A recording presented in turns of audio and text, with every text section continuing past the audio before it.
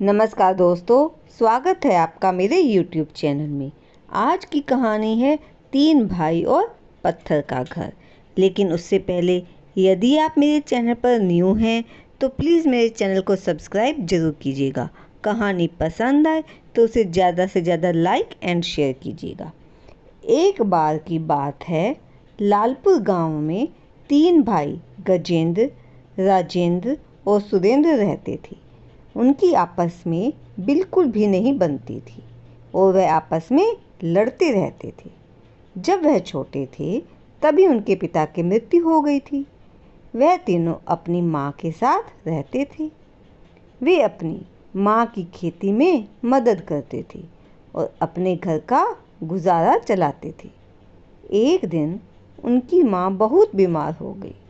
उसने तीनों भाइयों को बुलाया और कहा कि मैं शायद अब ज़्यादा समय तक जिंदा ना रह सकूं, लेकिन मेरी एक इच्छा है।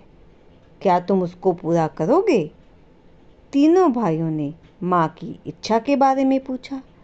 माँ ने कहा, मैं यह चाहती हूँ कि तुम सब एक बड़ा घर बनाओ और साथ में रहो।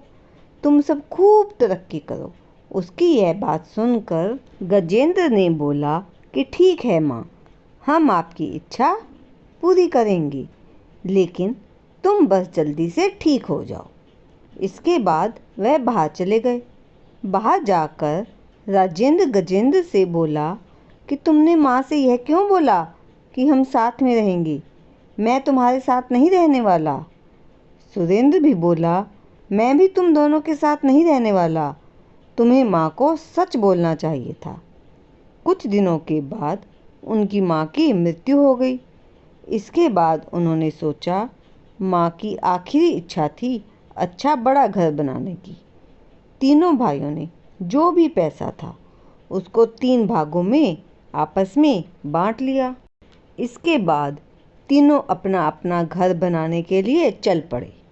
राजेंद्र ने सोचा कि वह बांस और फूस का घर बनाएगा और बाकी पैसों से कुछ सामान खरीद लेगा। उसने ऐसा ही किया। वह जाकर बांस और फूस ले आया और अपना घर बनाने लगा। दूसरा भाई सुरेंद्र ने सोचा कि वह अपना घर लकड़ियों से बनाएगा और जाकर लकड़ियां ले आया और अपना घर बनाने लगा। तीसरे भाई गजेंद्र ने अपना घर पत्थर से बनाने की सोची।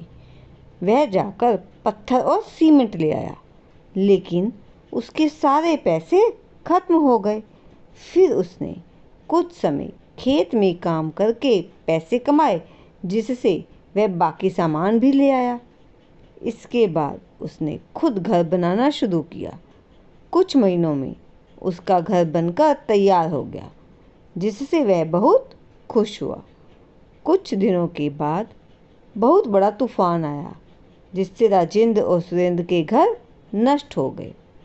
दोनों भागे भागे गजेंद्र के घर आए और शरण ली। वह दोनों बहुत शर्मिंदा थे, लेकिन उसके बाद उन्होंने साथ में रहने का निर्णय किया। दोस्तों, आपको मेरी ये कहानी कैसे लगी, प्लीज़ मुझे कमेंट बॉक्स में ज़रूर बताइएगा।